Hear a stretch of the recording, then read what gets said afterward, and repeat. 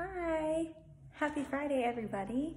So today we are going to talk about letters and journals and personal correspondence and how all of that is so important to our understanding of history. So I want to show you a little something. So this is a room in the museum, and right now we are using this space to organize our collection. So with the help of West Georgia, they have come in, they are looking through our artifacts and our archives, and they are organizing everything, putting it into really nice files and really nice boxes so that researchers can come in, look through things, write up articles, really understand history and what's going on, and that makes it a lot easier when everything is really organized. So here's what's going on in this room. Let me show you. So it's a little messy right now. That's part of the process here. You take everything out, you look through it, you organize it, put it into boxes and files. When everything is done, this is what it looks like here. Okay, so these are all of the collections that West Georgia has currently gone through and are organized into boxes here. So these are ready for researchers to come in and look through and see what's going on and glean some information. So once we are up and running again and we are allowed to have people back in the building, we would love to have people come out and do some research on the collections that we have here and the important things going on. But what I wanted to say about all these collections that we have here is that a lot of what we have in our collection are personal correspondences, letters, diaries, things of that nature, and that is a historian's dream. So people like me who do a lot of history work, and I do archivist work for my graduate program, the people I go to school with, my staff, other historians that I know, that's what we really, really look for, are these diaries, these letters, things of that nature. That's gold in the history world. And we have a lot of that here. So an example of something that we would have in our collection that's a personal correspondence is from our William Atkinson collection. William Atkinson was one of two people from Coweta County to go on and be governor of Georgia. So this is something from his collection here. This is a letter that he received. Now we know that this is a letter that he received because there is his name at the top, so it is addressed to him. Okay, he received it in 1912. You can see that, August 1st, 1912. We also know he received it from the Cordell Rambler, an indicator that this is something he received, not wrote. This is their stationery, so we can infer all of that from this information. Now, looking at that letter, you probably noticed that it is very hard to read. Okay, so a note for all of you out there who are journaling and writing personal letters and things of that nature, please have good penmanship. Help your historians out here, okay? There's a lot of training that goes into reading handwriting like that, and it takes a lot of work and a lot of time. So the better your penmanship, the easier it is for us in the future to research you and your stories. Okay, so just keep that in mind. But having these letters, they're so important, and they're worth all of the training, and they're worth all of the time that it takes to go through them, because it's really what makes history come alive. So we can have the what, we can have the numbers, we can know how many people got sick, how many people died during the event, we can know all of the statistics. But what makes history so important and what makes history so interesting is the who. Who was involved? How were they feeling? What was their story? How did they contribute to their community? What was their family unit like? And how did they survive with their family? What were they going through? And so it's these personal thoughts and these personal stories that really give us an insight into history and the stories that are going on. And that's what's so important. And that's what we really study, is not the numbers, but the narratives.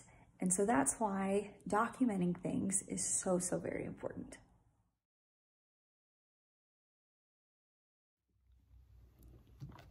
So we have talked about raw materials and how they're so important, these letters, these diaries.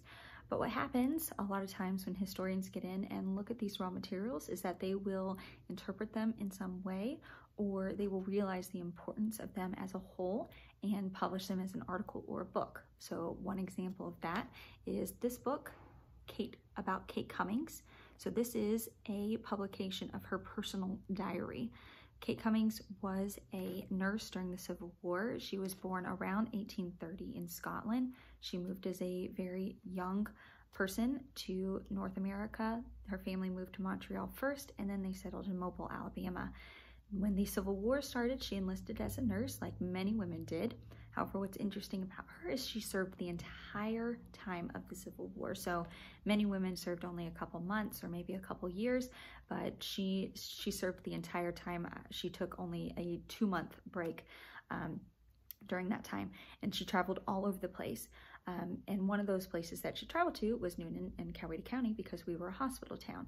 So during her time as a nurse, she kept a daily journal, and she wrote about all of her experiences, which is amazing. Again, historian's gold here. We get the perspective of a female during the Civil War, which would be very unusual to have that perspective. We also get the perspective of someone in the medical community during the Civil War, which would be an interesting perspective as well. So I'm going to read one of her entries from a time she spent in Coweta County and Newnan. So this is an entry from Good Friday, March 25th. She says, "It has poured down rain all day. Dr. Adams had prayers in the Coweta County house. I have bought a number of homemade socks and stockings. The socks cost $2 per pair and the stockings $5. Many of the poorer class of country people around here earn their living by knitting these articles and weaving cloth. There is no appearance of poverty among the people in this town. With the exception of tea, coffee, and fresh beef, they seem to want for nothing.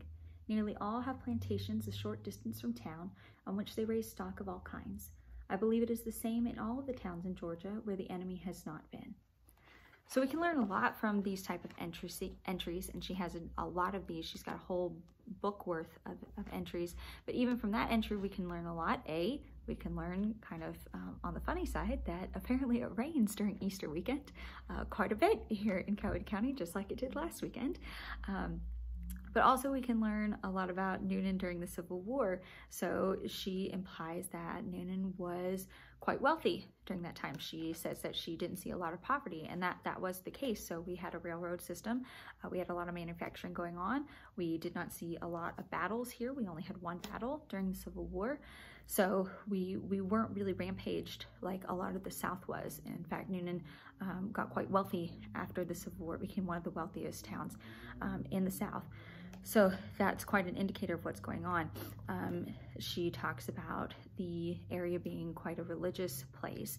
Now this entry was from Easter weekend, but she mentions prayer being held in the Coweta house quite a few times in her entries.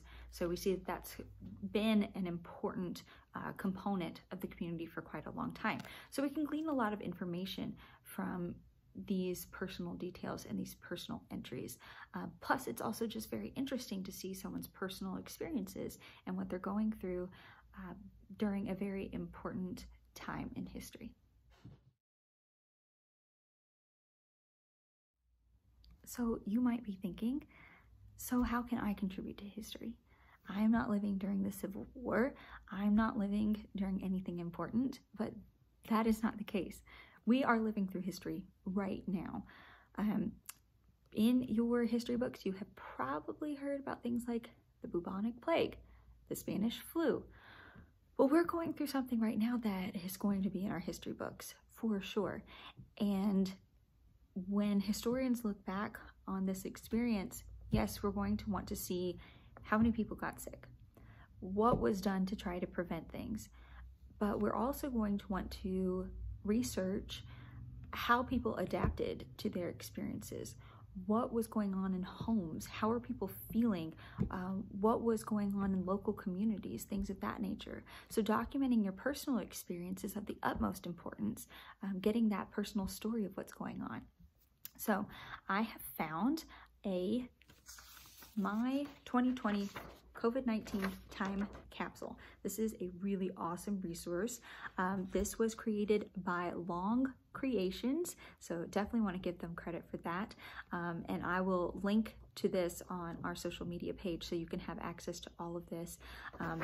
But I have only gone through one page, so we're going to go through one page together. I started filling it out myself. So this is the page, how I'm feeling, okay? So we have this picture where we can draw a picture of ourselves, okay? We can also type out or write out words to describe how I feel. So we're getting an inside look into our emotions and what's going on, how we're feeling during this experience. And what I've written out here is I'm feeling happy, I'm feeling grateful, which is true. I get to spend time with my family in my house. I'm feeling grateful that I have a job, that I don't really have to worry about paying my bills. But I'm also feeling a little bit worried, and it's okay to feel both of those things at the same time. I feel a little bit worried about when this is going to end. I feel a little bit worried about my family or friends getting sick.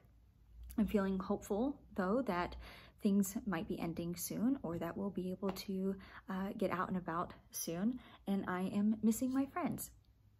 What I have learned most from this experience, that's another section to fill out, is to enjoy every moment. What I am most thankful for, I have put my family, and I'm going to fill out these things, 3 things with you here.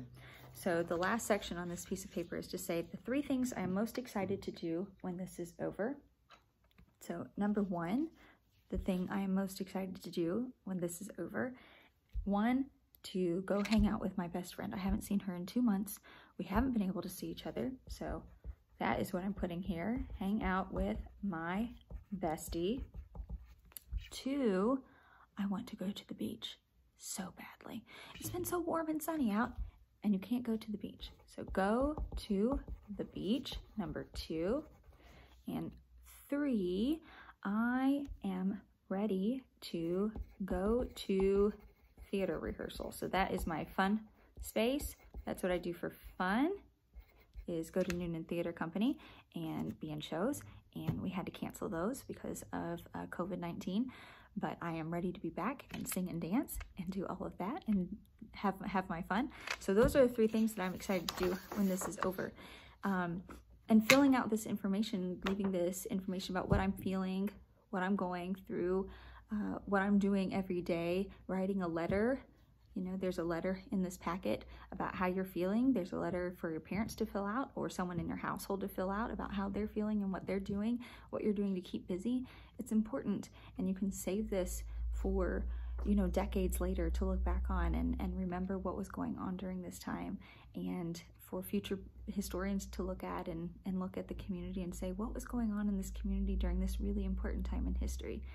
Because your stories are so important, and they make up history.